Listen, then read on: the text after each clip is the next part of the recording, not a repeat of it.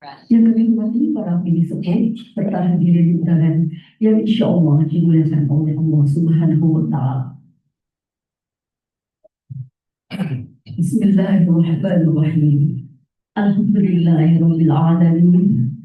Wa bihi nasta'in ala umuri dunya waddin. Wassalatu wassalamu ala asyrofil anbiya wal mursalin wa ala alihi wa sahbihi ajma'in. Raditu billahi rabban wa bil islam ilman wa rizqan fahmi. Rabbi shrah li sadri wa yassir li amri wahlul 'uqdatam min lisani yafqahu qawli.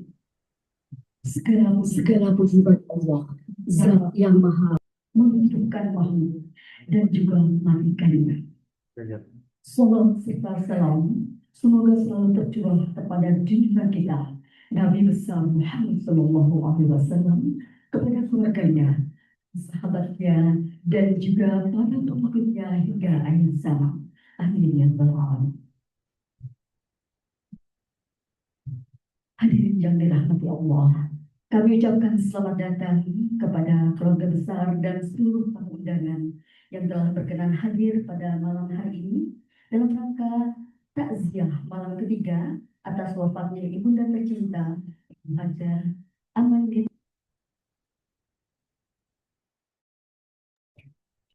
Semoga langkah Bapak Ibu dan seluruh tamu yang datang pada malam hari ini membawa berkah dan limpahan rahmat sepanjang jalan. Amin ya Amin. Bapak Ibu yang kami muliakan, perkenankan saya membacakan susunan acara pada malam hari ini. Pertama pembukaan, kedua sambutan, ketiga zikir, doa atau tahlilan, keempat ceramah, dan penutup.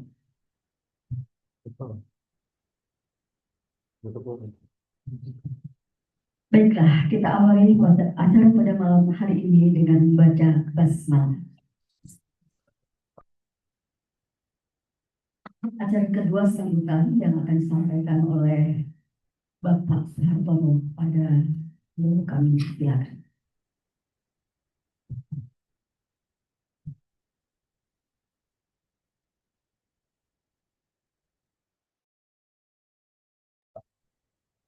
Terima kasih kehadirannya dalam tahlilan mendoakan almarhumah ibu saya dan ibu kami.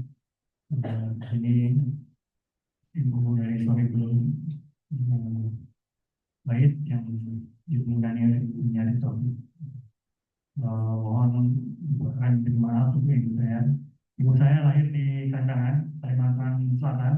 Waktu itu ayahnya sedang kerja di sana, membuat jembatan, dan di sana ada sungai namanya Amandit, dan itu dinamakan ibu saya dengan nama Amandit.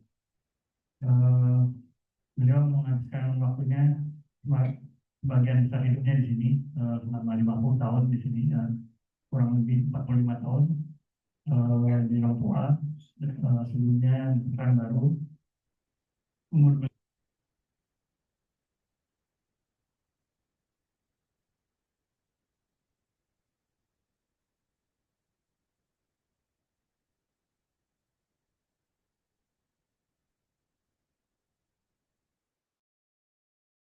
sekali lagi kepada bapak-bapak sekali lagi dan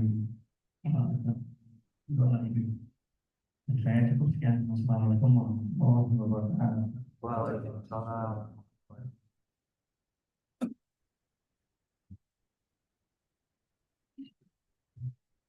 Terima kasih Bapak-bapak.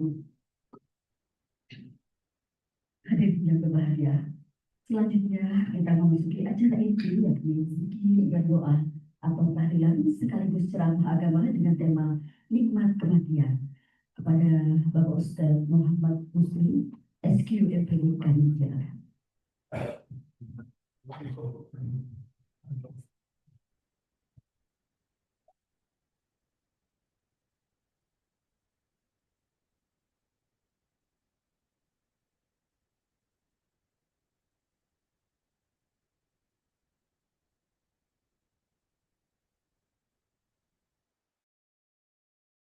wabarakatuh.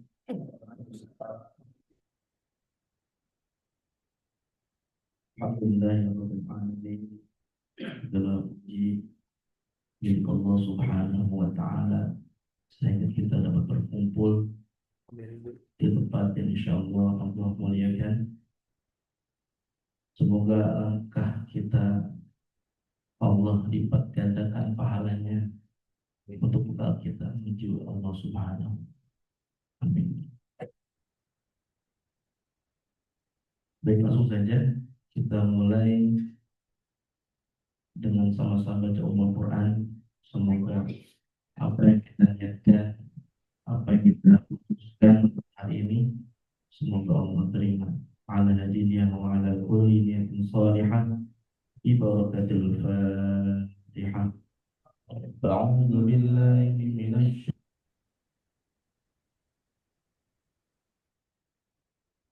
syaithanir rajim. Alhamdulillahi rabbil alamin. الرحمن الرحيم مالك يوم الدين إياك نعبد وإياك نستعين اهدنا الصراط المستقيم صراط الذين أنعمت عليهم غير المغضوب عليهم ولا الضالين.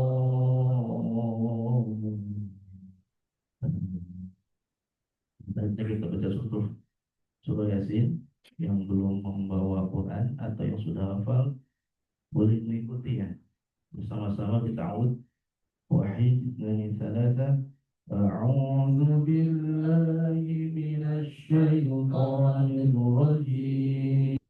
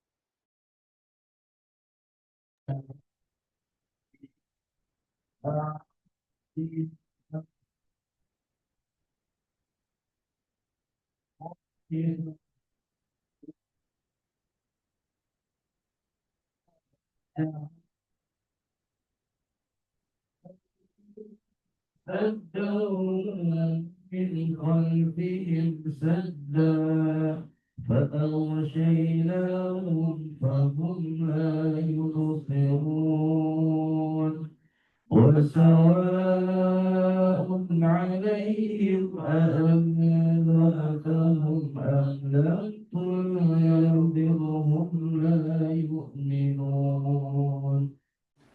إنما تنذر من اتبع الذكر خشي الرحمن بالغيب.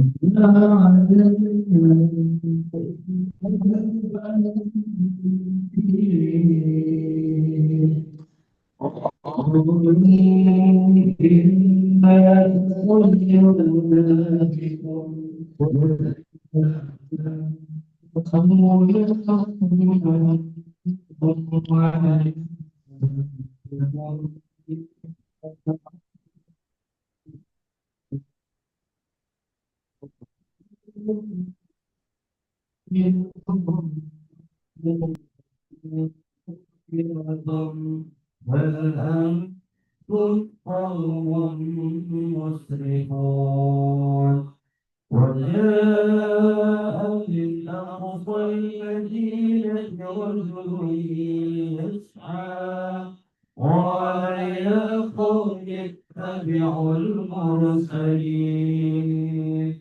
اتبعوا ما لا يسألكم أجرا وهم مهتدون وما لا أعبد الذي فطرني وإليه ترجعون أأتخذ من دونه آلهة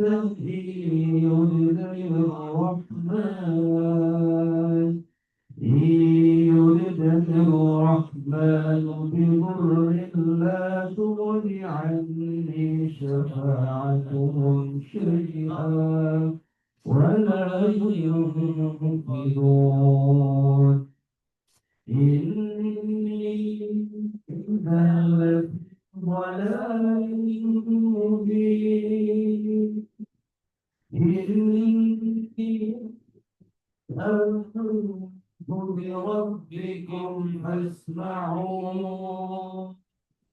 قيل ادخل الجنة قال يا ليت قومي يعلمون إذا غفر لي ربي وجعلني من المقربين وما أنزلنا على قومه من بعده من جند من السماء من جند من السماء وما كنا منزلين إن كانت إلا صيحة واحدة فإذا هم خامدون يا حسرة على العباد ما يأتيهم من رسول إلا كانوا به يستهزئون ألم يروا كم أهلكنا قبلهم من القرون أنهم إليهم لا يرجعون وإن كل لما جميع لدينا محضرون وآية لهم الأرض الميتة أحييناها وأخرجنا منها حبا فمنه يأكلون وجعلنا فيها جنات من نخيل وأعناب وفجرنا فيها من العيون ليأكلوا من ثمره وما عملته أيديهم أفلا يشكرون سبحان الذي خلق الأزواج كلها مما تنبت الأرض ومن أنفسهم ومما لا يعلمون وآية لهم الليل نسلخ منه النهار فإذا هم مسلمون والشمس تجري لمستقر لها ذلك تقدير العزيز العليم والقمر قدرناه منازل حتى عاد كالعرجون القديم لا الشمس ينبغي لها أن تدرك القمر ولا الليل سابق النهار والقمر في فلك يسبحون وآية لهم أنا حملنا ذريتهم في الفلك المشحون وخلقنا لهم من مثله ما يركبون وإن نشأ نغرقهم فلا صريخ لهم ولا هم ينقذون إلا رحمة منا ومتاعا إلى حين وإذا قيل لهم اتقوا ما بين أيديكم وما خلفكم لعلكم ترحمون وما تأتيهم من آية من آيات ربهم إلا كانوا عنها معرضين وإذا قيل لهم أنفقوا مما رزقكم الله قال الذين كفروا للذين آمنوا أنطعم من لو يشاء الله أطعمه إن أنتم إلا في ضلال مبين ويقولون متى هذا الوعد إن كنتم صادقين ما ينظرون إلا صيحة واحدة تأخذهم وهم يخصمون فلا يستطيعون توصية ولا إلى أهلهم يرجعون ونفخ في الصور فإذا هم من الأجداث إلى ربهم ينسلون قالوا يا ويلنا من بعثنا من مرقدنا هذا وعد الرحمن وصدق المرسلون إن كانت إلا صيحة واحدة فإذا هم جميع لدينا محضرون فاليوم لا تظلم نفس شيئا ولا تجزون إلا ما كنتم تعملون إن أصحاب الجنة اليوم في شغل فاكهون هم وأزواجهم في ظلال على الأرائك متكئون لهم فيها فاكهة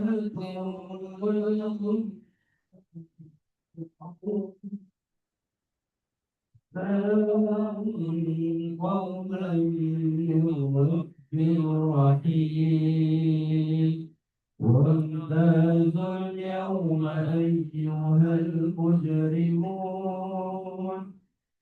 ألم أعهد إليكم يا بني آدم ألا تعبدوا الشيطان إنه لكم عدو مبين وأن اعبدوني هذا صراط مستقيم ولقد أضل منكم جبلا كثيرا أفلم تكونوا تعقلون هذه جهنم التي كنتم توعدون اصلوها اليوم بما كنتم تكفرون اليوم نختم على أفواههم وتكلمنا أيديهم وتشهد أرجلهم بما كانوا يكسبون ولو نشاء لطمسنا على أعينهم فاستبقوا الصراط فأنى يبصرون ولو نشاء لمسخناهم على مكانتهم فما استطاعوا مضيا ولا يرجعون ومن نعمره ننكسه في الخلق أفلا يعقلون وما علمناه الشعر وما ينبغي له إن هو إلا ذكر وقرآن مبين لينذر من كان حيا ويحق القول على الكافرين أولم يروا أنا خلقنا لهم مما عملت أيدينا أنعاما فهم لها مالكون وذللناها لهم فمنها ركوبهم ومنها يأكلون ولهم فيها منافع ومشارب أفلا يشكرون فاتخذوا من دون الله آلهة لعلهم ينصرون لا يستطيعون نصرهم وهم لهم جند محضرون فلا يحزنك قولهم إنا نعلم ما يسرون وما يعلنون أولم يرى الإنسان أنا خلقناه من نطفة فإذا هو خصيم مبين وضرب لنا مثلا ونسي خلقه قال من يحيي العظام وهي رميم قل يحييها الذي أنشأها أول مرة وهو بكل خلق عليم الذي جعل لكم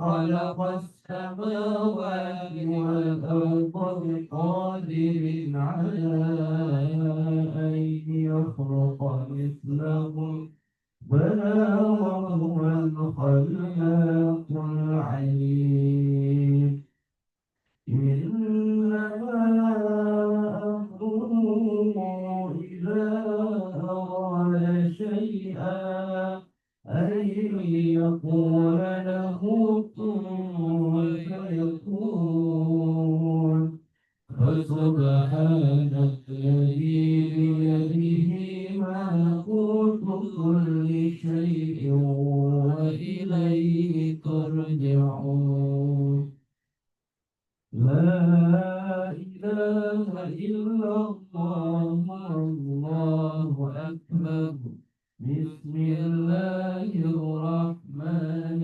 الرحيم قل هو الله أحد الله الصمد لم يلد ولم يكن له كفوا أحد بسم الله الرحمن الرحيم قل هو الله أحد الله الصمد لم يلد ولم يولد ولم يكن له كفوا أحد بسم الله الرحمن الرحيم قل هو الله أحد الله الصمد لم يلد ولم يولد ولم يكن له كفوا أحد لا إله إلا الله والله أكبر بسم الله الرحمن الرحيم قل أعوذ برب الفلق من شر ما خلق ومن شر غاسق إذا وقب ومن شر النفاثات في العقد ومن شر حاسد إذا حسد لا إله إلا الله والله أكبر بسم الله الرحمن الرحيم قل أعوذ برب الناس ملك الناس إله الناس من شر الوسواس الخناس الذي يوسوس في صدور الناس من الجنة والناس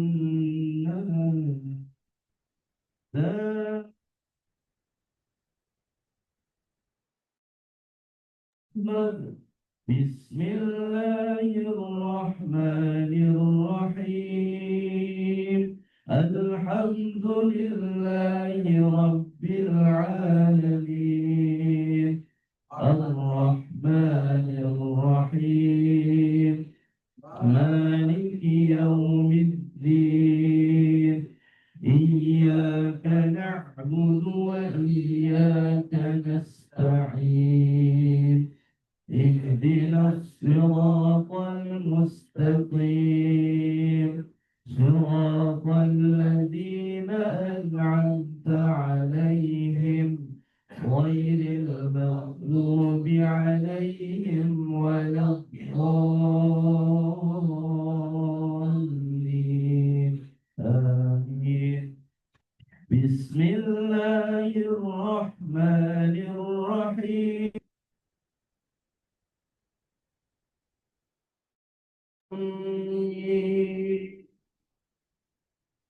ذلك الكتاب لا ريب فيه هدى للمتقين الذين يؤمنون بالغيب ويقيمون الصلاة ومما رزقناهم ينفقون والذين يؤمنون بما أنزل إليك وما أنزل من قبلك وبالآخرة هم يوقنون وأولئك الذين أولئك على هدى من ربهم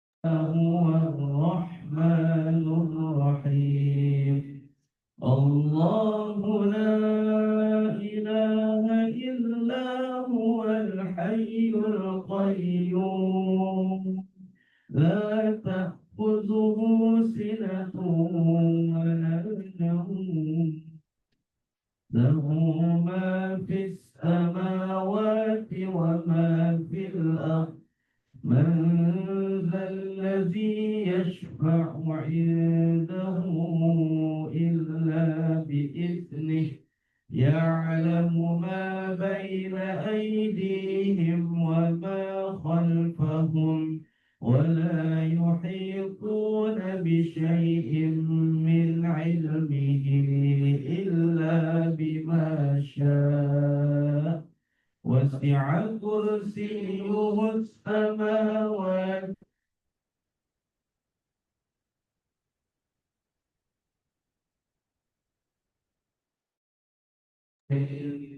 لله ما في السماوات وما في الأرض وإن تبدوا ما في أنفسكم أو تخفوه يحاسبكم به الله فيغفر لمن يشاء ويعذب من يشاء والله على كل شيء قدير آمن الرسول بما أنزل إليه من ربه والمؤمنون كل آمن بالله وملائكته وكتبه ورسله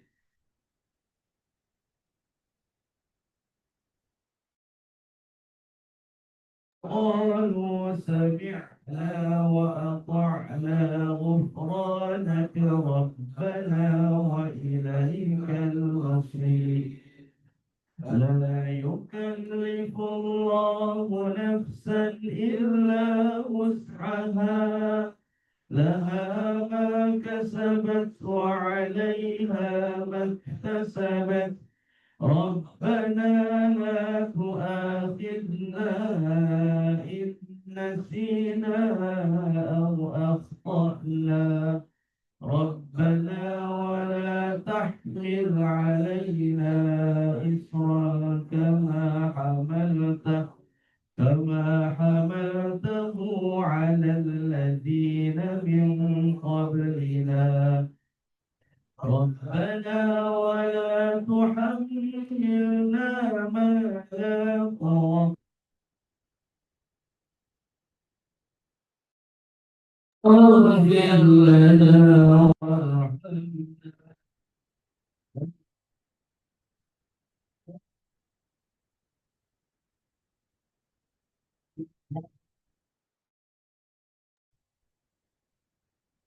أستغفر الله العظيم أستغفر الله العظيم أستغفر الله العظيم أفضل ذكر فاعلم أنه لا إله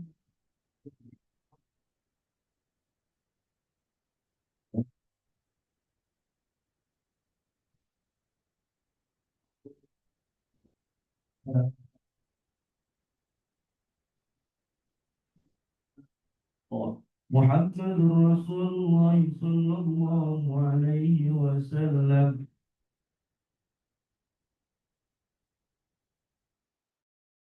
لا إلا الله لا إله إلا الله لا إله إلا الله لا إله إلا الله لا إله إلا الله لا إله إلا الله لا إله إلا الله لا إله إلا الله لا إله إلا الله لا إله إلا الله لا إله إلا الله لا إله إلا الله لا إله إلا الله لا إله إلا الله لا إله إلا الله لا إله إلا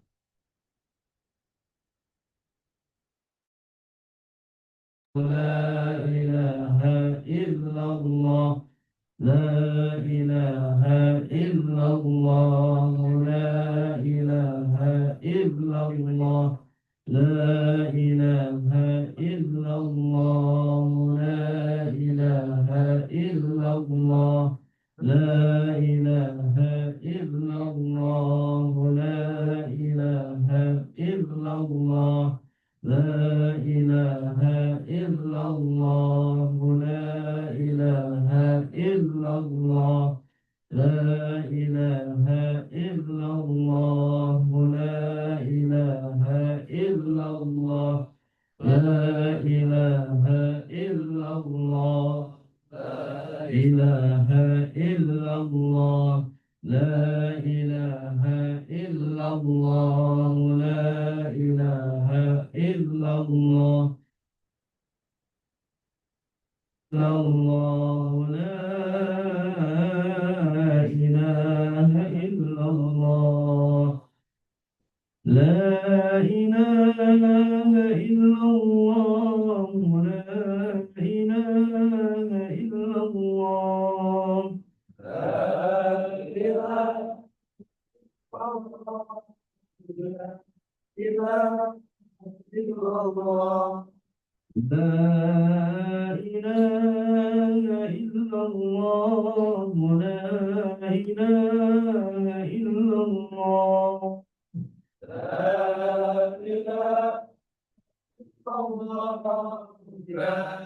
إله إلا الله لا إله إلا الله محمد رسول الله لا إله إلا الله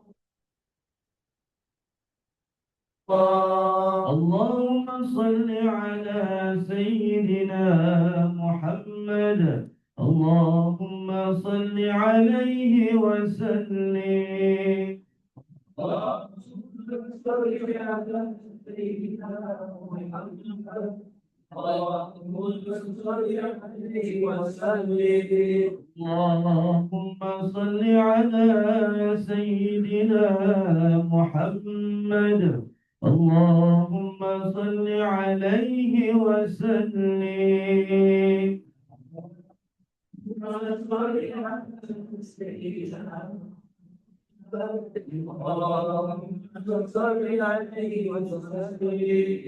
اللهم صل على سيدنا محمد اللهم صل عليه وسلم أجمعين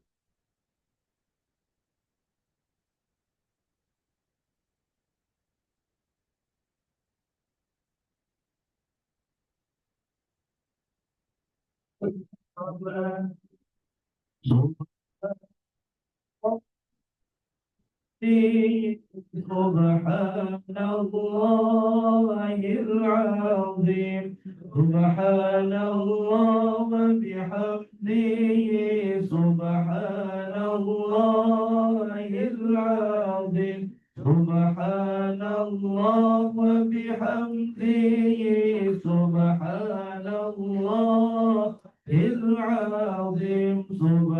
الله بحمده سبحان الله العظيم سبحان الله بحمده سبحان الله العظيم سبحان الله بحمده سبحان الله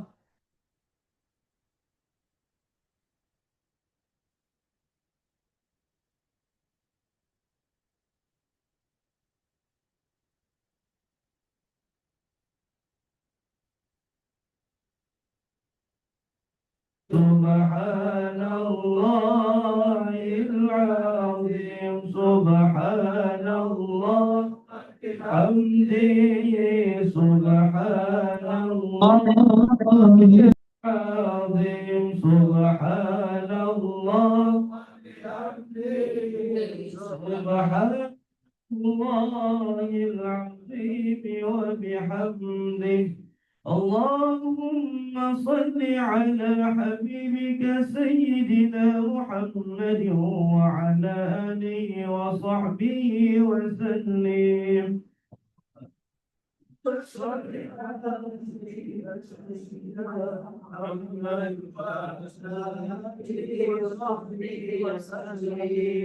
اللهم صل على حبيبك وصحبه وسلم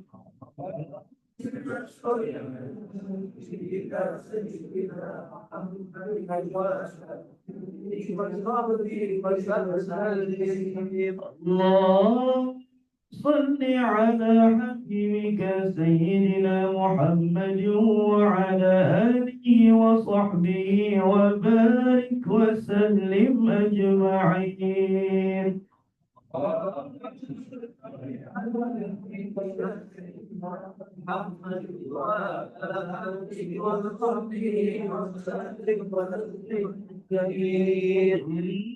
الله وملائكته يصلون على النبي يا أيها الذين آمنوا صلوا عليه وسلموا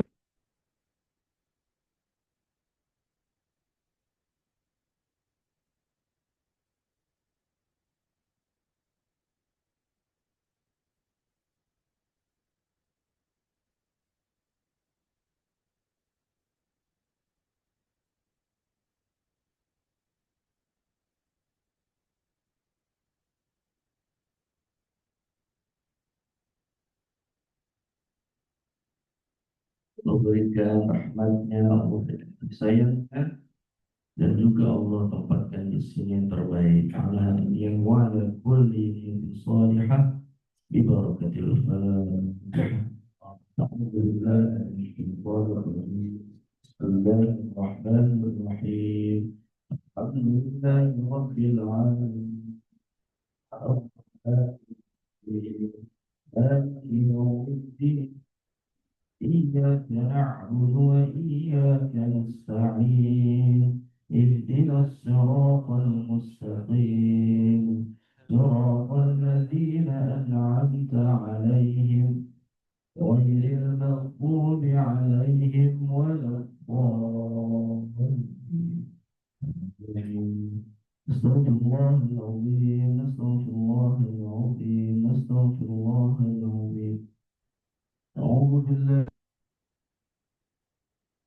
بسم الله الرحمن الرحيم الحمد لله رب العالمين حمدا لله حمدا شاكرين حمدا يوافي نعمه ويكافئ مزيدا يا ربنا ولك الحمد ولك الشكر كما ينبغي لجلال وجهك الكريم وعظيم سلطانك اللهم صل على سيدنا محمد وعلى آل سيدنا محمد اللهم اغفر لنا ذنوبنا ولوالدينا ارحمنا وارحمهم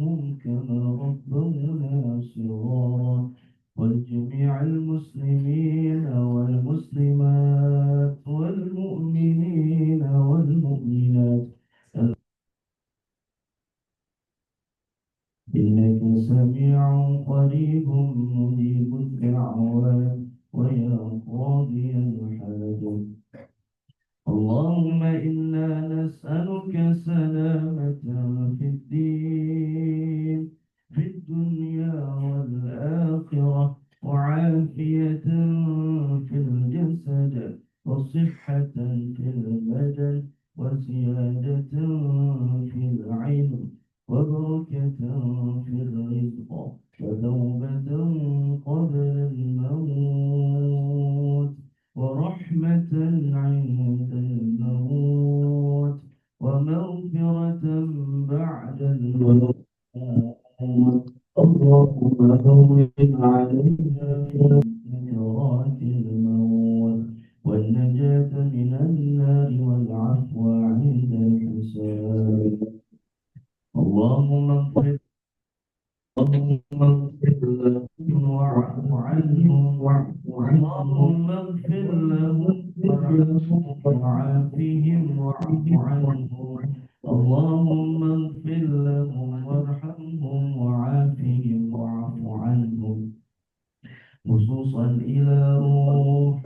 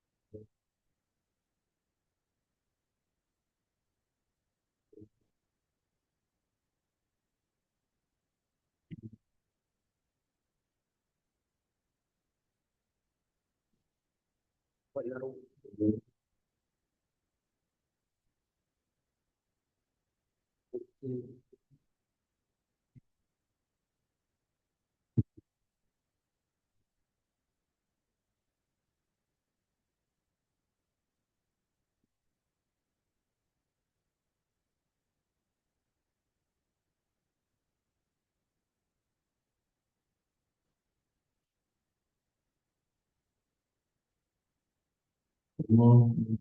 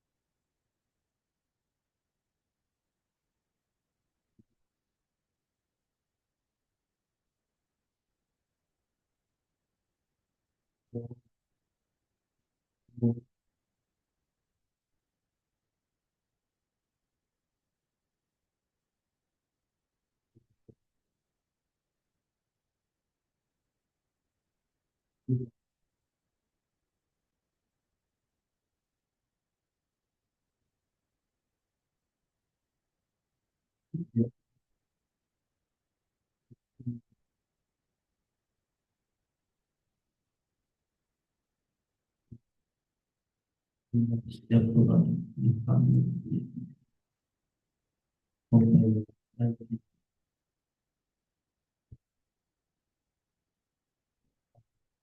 Allah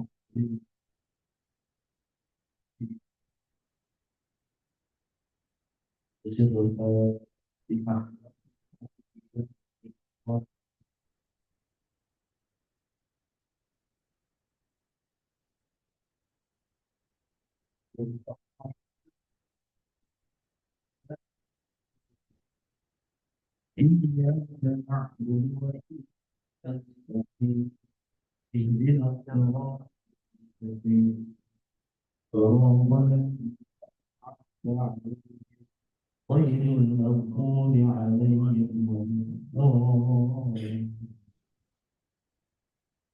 Seperti sabda Bapak Ibu sekalian, ada mintakan surat Fatihah untuk Nurul istri Agung, cucu menantu almarhumah Ibu Hajah Amanit yang baru melahirkan Semoga Allah sehatkan, semoga Allah kuatkan, dan semoga bisa mendidik anaknya kepada Allah dan Rasul.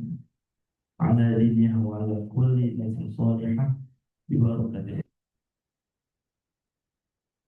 Bismillahirrahmanirrahim.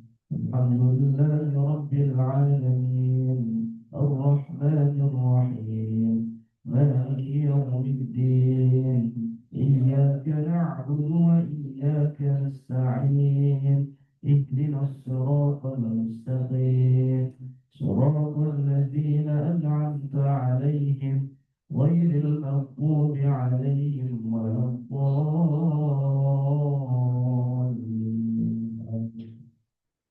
اللهم اشفي الله أنت الشافي لا شفاء إلا شفاؤك شفاء لا يغادر سقما ولا ألم برحمتك يا أرحم الراحمين. وصلى الله على سيدنا محمد وعلى آله وصحبه وسلم. Alhamdulillah rabbil alamin. Terima kasih. Mohon maaf. Langsung ya. Duduk Pak Didit.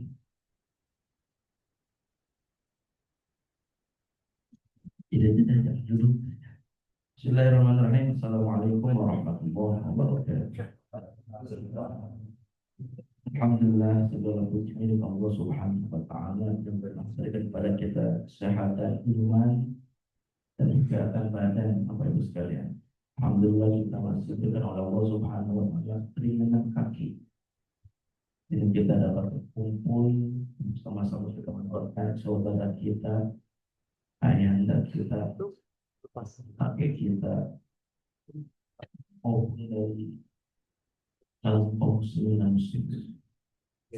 Soal bersama kita kepada Nabi Muhammad Sallallahu Alaihi Wasallam yang telah memberikan kepada kita, memimpin kita dari zaman jahiliyah kepada zaman yang dimana Allah Subhanahu Wa Taala berikan petunjuk sesuai dengan ayat tadi dari kitabu la raiba fi hudan lil muttaqin. Jadi Quran ini salah satu bacaan dan juga mukjizat dari Nabi Muhammad, ya, yang oleh Nabi Muhammad dari Allah Subhanahu Wa Taala melalui malaikat Jibril. Jadi Quran itu tidak cuma bacaan Bapak Ibu sekalian, tapi juga sebagai ibadah, ya. Jadi satu hurufnya kata Rasul, man qara'a harfan min kitabillahi falahu hasanan. Ya. Wal hasanatu bi asyri amsalha la aqulu alif lam mim harfun walakin alif harf. Jadi kata Rasul, ya. Jadi kalau kita baca Quran itu satu hurufnya mengandung atau Allah ganjarkan 10 kebaikan. Nah, kata Rasul, aku tuh nggak pernah ngomong berbicara alif lam satu huruf, terakhir 3. Ada alif satu huruf, lam satu huruf, dan mim satu huruf. Jadi 30 Bapak sekalian. Itu baru alif lam mim. Tadi ya sini kita baca, masya Allah, berapa huruf yang telah kita baca. Ya, jadi bacaan yang kita lakukan tadi itu sebagai ibadah kita di hadapan Allah Subhanahu Wa Taala. Ya, jadi itu sebagai mukjizat Nabi Muhammad Sallallahu Alaihi Wasallam. Mukjizat yang sampai sekarang ada cuma Al-Quran aja, yang lain udah nggak ada. Ya, ya. Jadi Al-Quran itu sebagai mukjizat. Kita harus yakin. Yang hari itu enggak iman berapa? Iman kepada kita. Dua. Tiga atau 4? Ketiga. Hah? Tiga dulu. Tiga. Ya, dua baru Rasul. Ya, itu sekalian. Nah, untuk hari ini saya ngambil tema tadi, yaitu tentang hikmah kematian. Di Quran sudah menjelaskan pertama di surat Al-Imran ayat 185. Kullu nafsin dha'iqatul maut. Ila akhir ayat. Setiap yang bernyawa baik itu hewan, baik itu tumbuhan, baik itu manusia, pasti akan mengalami namanya kematian. Nah, kalau hewan beda sama manusia. Kalau manusia mah dia mah ada hisapnya, ada pertanggungjawabannya. Nah, itu bedanya kita dengan hewan. Kalau hewan mah dia makan atau minum mungkin jauh-jauh mengajar, tanpanya ada hisap, ya. Jadi kalau manusia itu ada hisapnya. Makanya di Quran itu, ya, wajibkan kita untuk sholat, ya kan? Alladzina yu'minu nabima alladzina yu'minu nabil ghaibi wa yuqimu as-shalah. Ya, kita beriman kepada yang gaib. Siapa itu yang gaib? Allah Subhanahu wa taala. Gaib dia mah. Ya kan? Kalau kelihatan nggak ada yang kafir, Pak. Benar. Semuanya iman. Tapi Allah tuh gaib, ya. Makanya itu kalau kita pengen beriman, salah satu syaratnya yaitu kita harus mengenal siapa yang membawa iman. Siapa orang kita pada Allah Subhanahu wa taala, yaitu Nabi Muhammad sallallahu alaihi wasallam. Nah, kalau kita pengen mengenali Allah, ya kita harus kenal sama Nabi Muhammad. Siapa dia? Siapa beliau nih? Ya kan? Ternyata beliau ini kalau kita lihat dari sejarah, Masya Allah, biasa Pak, banyaknya keajaibannya. Ya kan? Ketika umur 6 tahun sudah tinggal sama ayah.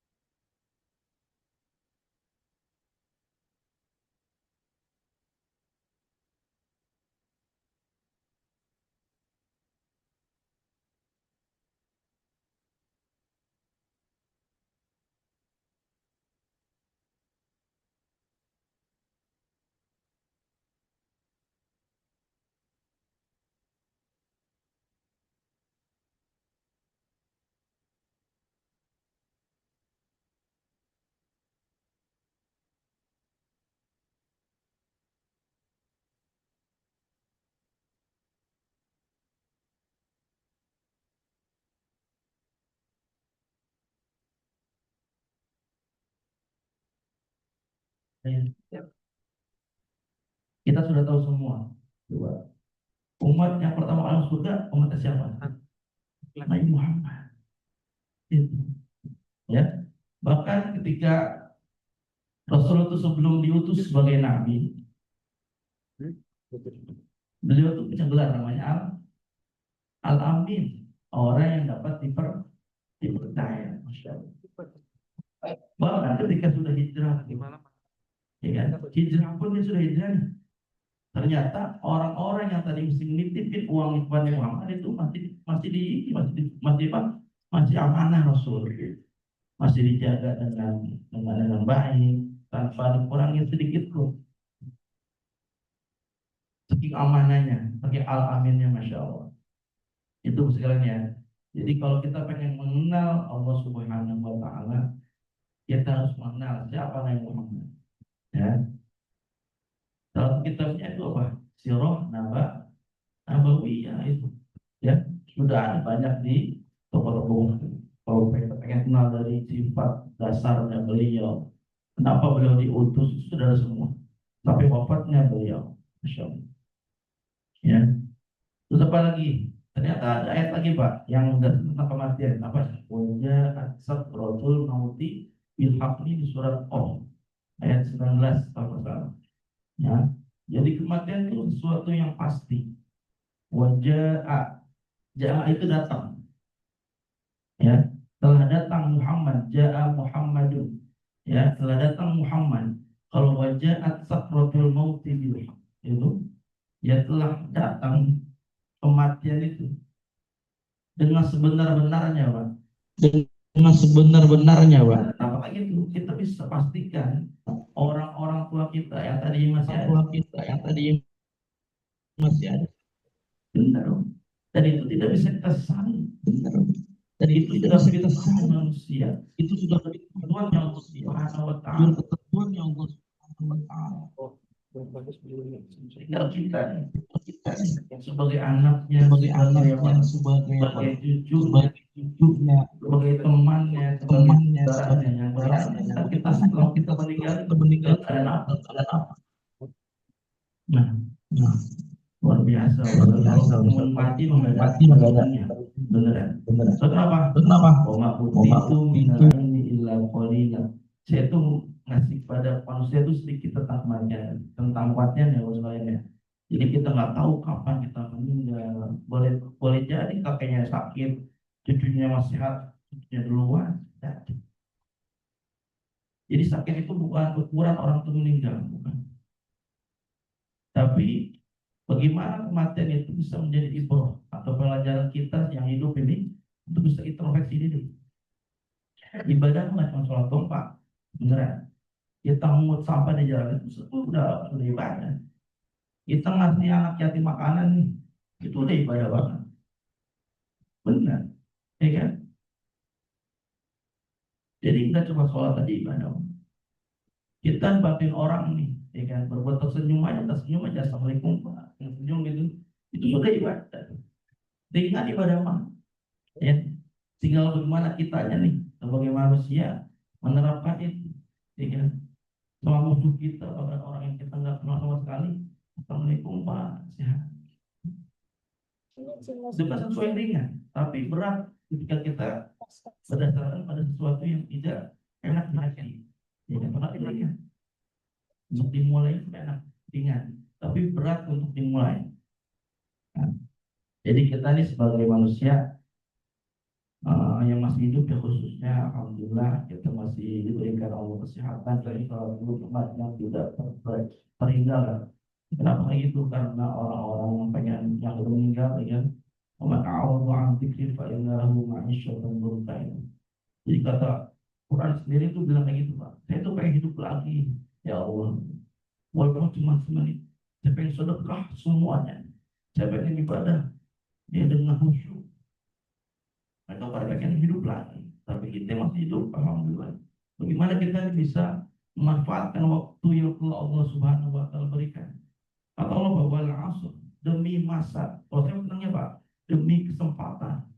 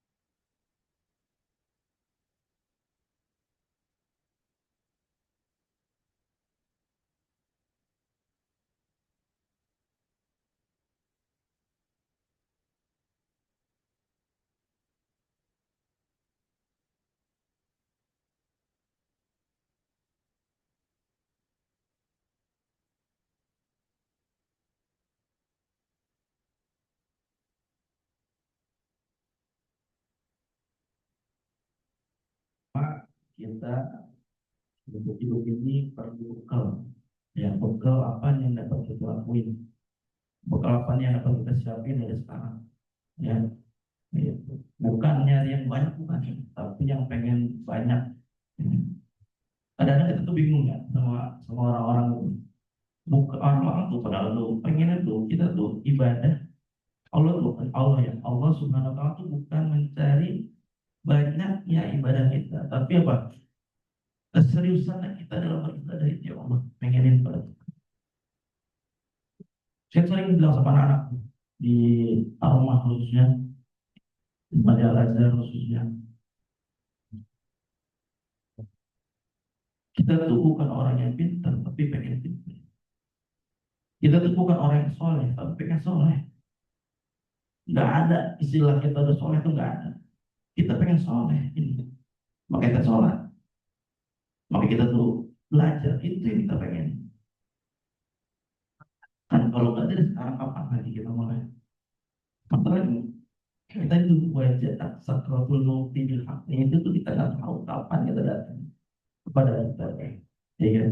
Bahkan sebagai temannya, sahibnya, ya kan? Malaikat maut itu, masya Allah, ya kan? Kata apa?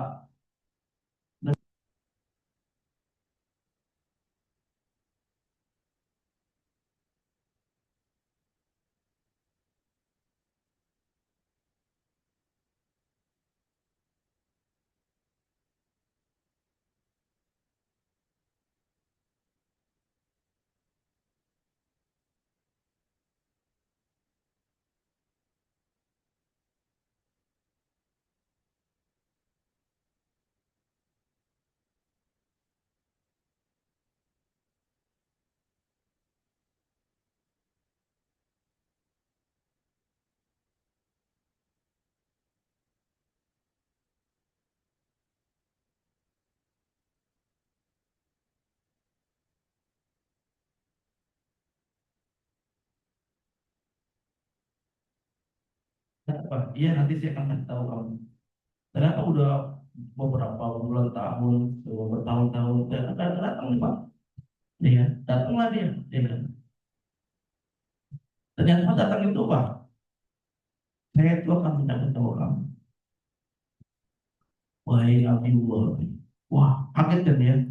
Kok bisa? Kamu tuh nggak ngasih kabar ke saya loh.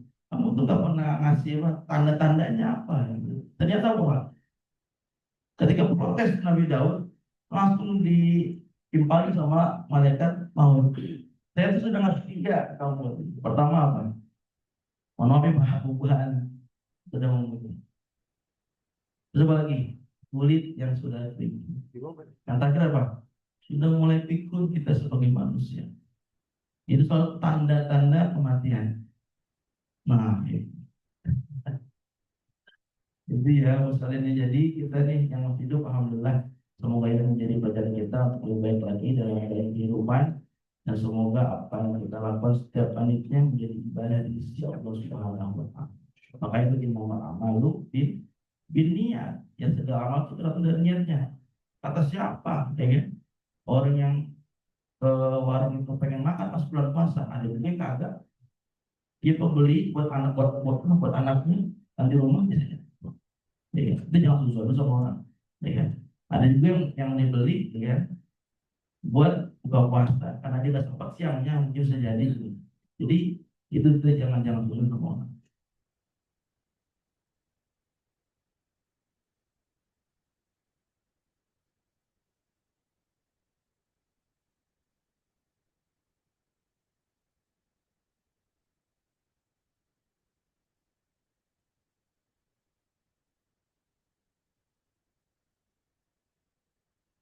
Walau bingung,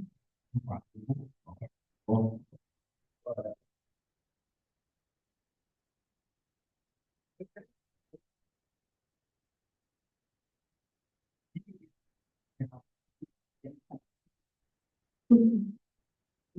SQM.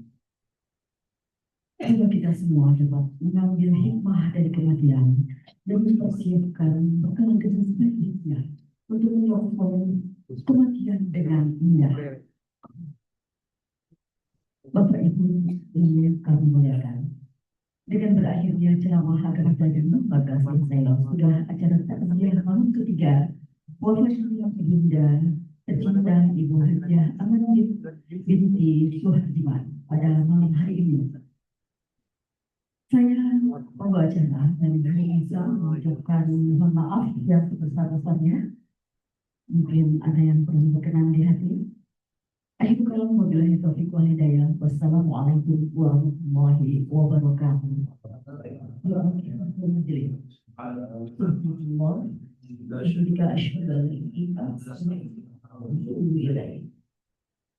Kami persilakan Bapak Ibu semua untuk menikmati hidangan yang telah disediakan. Terima kasih.